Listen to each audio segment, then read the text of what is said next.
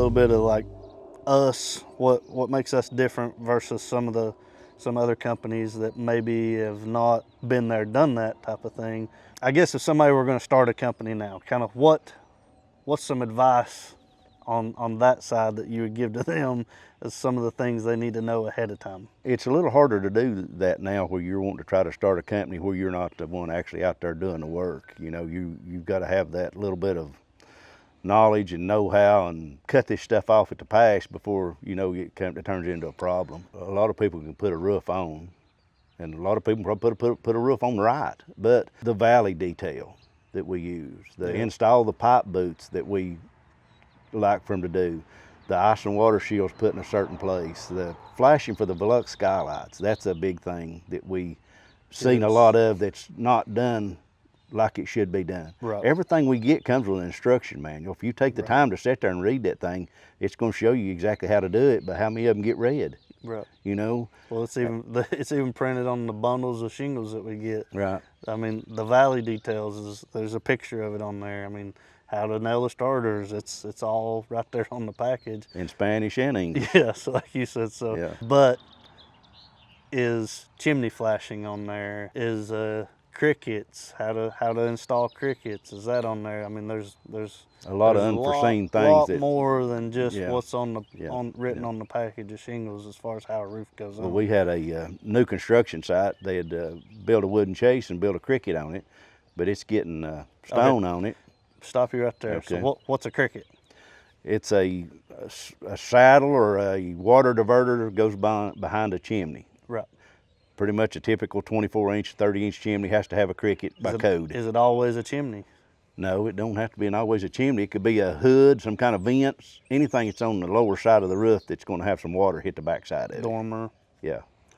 Even where you have an intersection of two valleys, sometimes we'll put a cricket in the middle of them. So basically, where water's converging and we're trying to move it in a different It's got to have an direction. outflow somewhere. Right. It's got to go somewhere. I had a builder build it, which he hired a group of guys to frame it. I go up there and look at the chimney and the cricket being built on the house, and the cricket stops at the outside edge of the chase. Right. So I called him. I said, I'd like for you to build this cricket a little bit different. He said, what do you need me to do? I said, well, I'd like for it to be anywhere from 4 to 6 inches out past the outside of the chase. Well, you're talking framing. Yeah. I said, why? He said, why do you want to do that? I said, well, why do you want the valley to hit the very back corner of the chase? Let's put the valley on out here on the roof line a little bit. That way when we go to flash it, the water won't hit the back of it. It'll come on out here and be on the outside edge. What were they putting on the outside of the chimney? Putting stone on it. So how much thickness? 2 to 3 inches. So you're going to have a little dead valley there on each side of that thing. It's 2 to 3 inches. It's just a dead spot where the stone sticks out past it. Right. And the same way with brick or whatever it may be.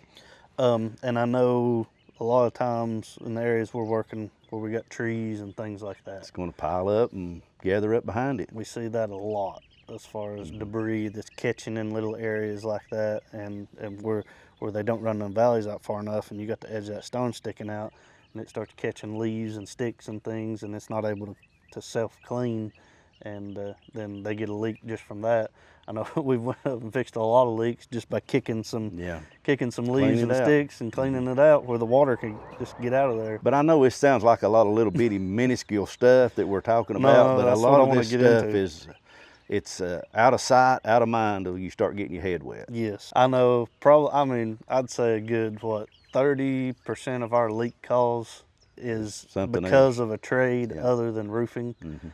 Whether it's masonry from a masonry chimney, whether it's siding from some wood siding that maybe they didn't put flashing behind the butt joints in the Cedar siding, or something maybe. or it's a corner of a dormer leaking, or or a framing, like you said, maybe they didn't do a very good framing job, and there's framing nails that are backed out. So I know they always call the roofer on those. Our knowledge has to go beyond roofing a lot of times. Yeah, it better. Right. If you'll be working your butt off trying to fix this stuff. Right. And I go out on a lot of calls, and they call a roofer.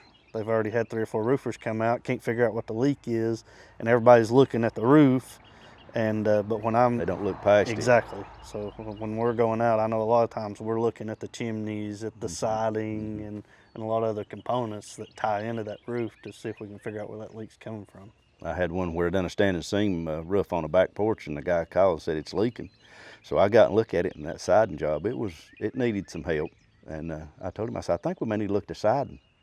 Oh, it's got to be that roof. I said, well, sir, I said, I don't think so. I said, the way this standing seam roof put together, the way we put the Z in, the way we put the butyl tape on, the way we put the wall flashing in, I said, it's almost impossible. I said, I ain't gonna say it's not, but he got somebody to redo that siding and work on those windows, and I've never got another phone call. A lot of this, when you was talking about the chimneys and the stone and the brick and stuff like that, we've looked at a lot of the stuff, you know, where we went out and it might have a crack in it.